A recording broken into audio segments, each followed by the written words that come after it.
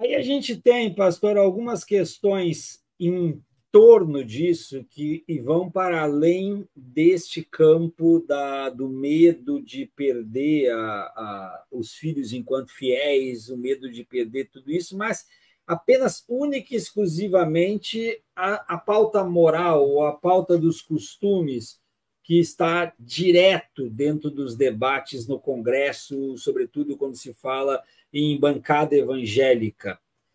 E vem uma questão política muito importante para nós. Eu não sei se o senhor teria condições de nos dar a sua opinião, pelo menos. A questão política que chega é o diálogo do governo, quando diz que vai dialogar com os evangélicos, ele está sendo feito de forma acertada?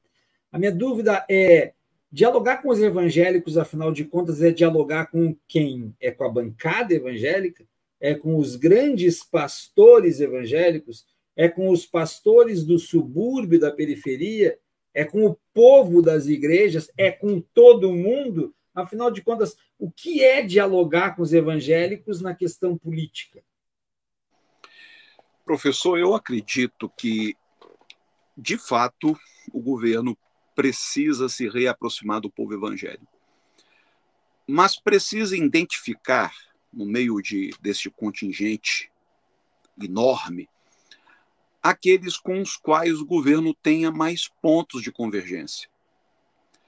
Não dá para continuar a alimentar e a projetar lideranças como o de Silas Malafaia, por exemplo.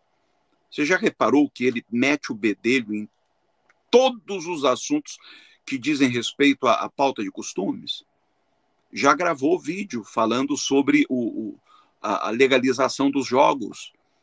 Que está aqui na nossa agulha. Daqui a pouco nós vamos ver o vídeo, inclusive. Uhum. E quanto mais o governo faz do Silas Malafaia um interlocutor, não estou dizendo que este governo atual o esteja fazendo, mas quanto mais ele encontra amparo no meio político, mais projeção ele tem, mais voz ele tem, e ele é um cara que hoje goza de uma certa influência no meio evangélico. Ele se arroga o papa evangélico, coisa que ele não é. A igreja evangélica é extremamente diversificada.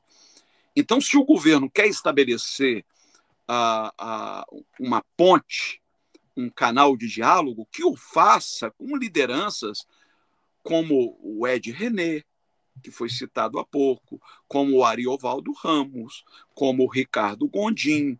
Nós temos aí o pastor Henrique Vieira, nós temos muitos pastores, homens e mulheres, pastoras, que estão absolutamente comprometidos com pautas sociais, mas que não têm a mesma projeção dos caras que têm atrás de si um verdadeiro império eclesiástico. Então, um cara como o Ricardo Gondim, que pese toda a influência que ele tem, mas ele não tem um império midiático que tem o Edir Macedo. Um cara como o Ed René tem um peso, sem dúvida alguma, mas não é o peso de um Valdomiro Santiago.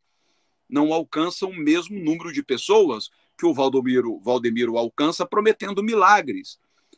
Mas é com estas pessoas é que o governo precisa manter diálogo, porque elas estarão representando este contingente do mundo evangélico que sabe o valor que tem as pautas sociais. Se o governo entrar nessa de discutir pautas de costume com esses caciques evangélicos que estão aí, o governo vai se perder. Você pode ter certeza, por exemplo, essa questão aí do PL 1904, uma arapuca que se armou contra o governo Lula, não tenha dúvida disso, e contra o Alexandre de Moraes. Quer dizer, se o governo veta, como é que fica o compromisso que o Lula assumiu durante as eleições acerca do aborto junto à população evangélica?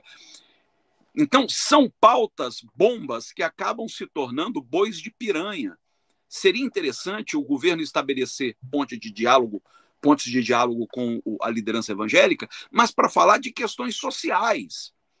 E quando entrar em questões de costume, não é que estas vozes deixarão de ser ouvidas, mas não vão receber tantos holofotes como, infelizmente, estão recebendo.